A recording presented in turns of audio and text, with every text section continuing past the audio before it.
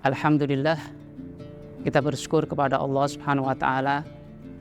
Saat ini kita masih diberikan kenikmatan oleh Allah Subhanahu wa Ta'ala.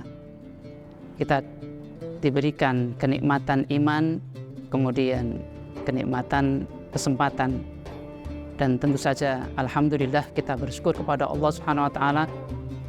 Kita diberikan kesehatan oleh Allah Subhanahu wa Ta'ala.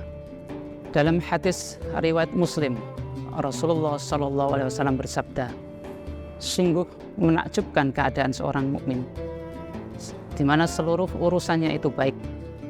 Hal ini tidaklah didapati kecuali pada seorang mukmin. Jika mendapatkan kesenangan maka dia bersyukur dan itu baik baginya. Jika mendapatkan kesusahan maka ia bersabar, itu pun baik baginya. Dan teman sehat yang berbahagia, Allah Subhanahu wa Ta'ala memberikan kenikmatan sehat kepada kita semuanya. Dan kita saat ini sedang menunaikan puasa di bulan Ramadan. Allah Subhanahu wa Ta'ala di dalam ayatnya, A'udzubillahi minasyaitonirrajim, Bismillahirrahmanirrahim. Ya ayyuhalladzina amanu kutiba alaikumusiyam kama kutiba 'alal ladzina min qablikum la'allakum tattaqun. Al-ayat. Allah mewajibkan kepada kita orang-orang yang beriman untuk berpuasa, sebagaimana Allah Subhanahu wa Ta'ala juga telah mewajibkan kepada orang-orang yang sebelumnya. Dan kita memahami bahwa puasa ini adalah kewajiban dari Allah Subhanahu wa Ta'ala. Tapi kemudian apakah kemudian kita juga mengetahui bahwa di dalamnya banyak hikmah, manfaat yang perlu kita ketahui. Kalau kita merujuk kepada istilah sehat menurut WHO, di sana mencakup hal yang cukup luas. Ya, dikatakan bahwa orang yang sehat itu adalah orang yang sehat dari sisi fisik, kemudian juga jiwanya, dan juga sosialnya. Nah, apakah puasa ini juga mengandung kesehatan? Orang yang puasa itu apakah juga orang-orang yang sehat? Nah, kita mencoba untuk menggali bahwa puasa itu adalah sesuatu yang sangat sehat bagi kita semuanya.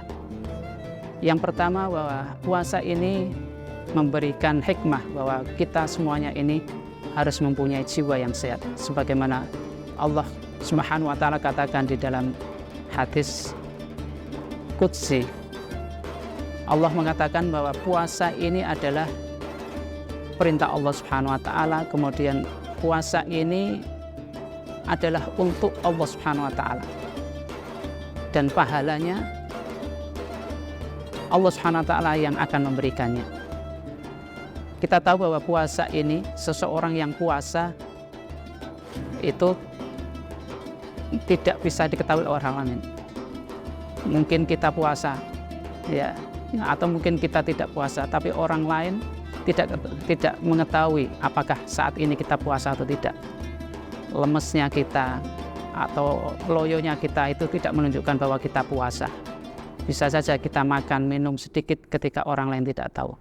Maka keyakinan bahwa Allah Subhanahu wa Ta'ala akan memberikan pahala kepada kita itu yang kemudian memberikan kejujuran kepada kita semuanya, teman sehat yang berbahagia.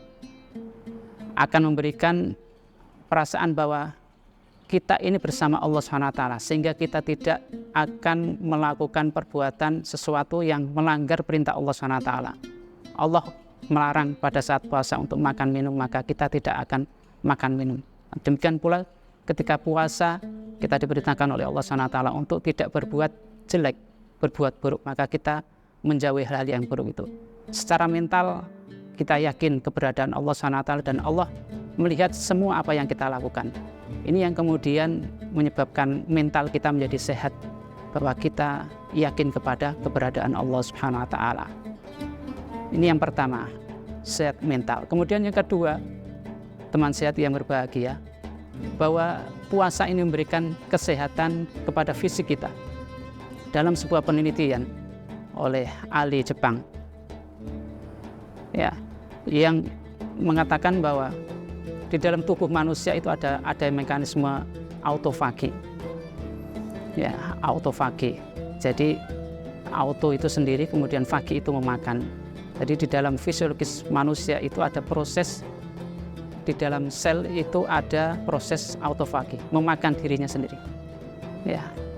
Prosesnya bagaimana? Bahwa tubuh manusia itu ada bagian-bagian tertentu yang proses yang terus mengalami perbaikan-perbaikan, atau ada yang mati dan ada yang muncul kembali. Dan di dalam tubuh ada sampah-sampah di dalam sel itu. Maka di dalam secara fisiologis di dalam tubuh manusia itu ada proses autofagi di mana dilakukan recycling, pengolahan kembali bahan-bahan yang tidak berguna di dalam sel itu, yang kemudian oleh sel itu digunakan untuk energi berikutnya. Nah, ini terjadi dalam penelitian itu terjadi ketika orang mengalami kelaparan atau orang yang puasa. Kalau disebut, ada yang menyebutkan antara 6 sampai atau 8 sampai 16 jam atau mungkin lebih dari itu akan terjadi yang namanya autofagi itu. Nah, puasa kita alhamdulillah yang kita lakukan adalah ada proses autofagi itu, dan ini merupakan penelitian yang cukup bermanfaat dan itu diakui oleh para ahli bahwa di dalam tubuh manusia, sehingga kemudian dalam berikutnya itu digunakan sebagai cara bagaimana merawat tubuh, ya. Salah satunya adalah dengan berpuasa itu. Ini sehat secara fisik, ya. Nah, kemudian yang ketiga, sehat secara sosial. Kita tahu bahwa puasa ini memberikan semangat kepada kita untuk berlomba-lomba melakukan kebaikan.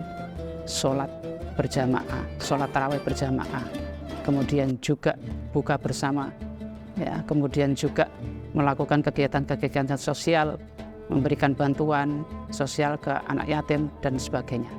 Nah, itu menumbuhkan rasa sosial kita kepada orang-orang di sekitar kita dan seluruh masyarakat kita. Nah, ini yang kemudian memberikan kesehatan, ya, sosial kepada kita semuanya. Ya, teman sehat yang berbahagia, 3 hal ini, ya, di dalam puasa ada jiwa yang sehat, kemudian fisik yang sehat, kemudian juga sosial yang sehat. Semoga Allah Subhanahu wa Ta'ala memberikan kebaikan kepada kita.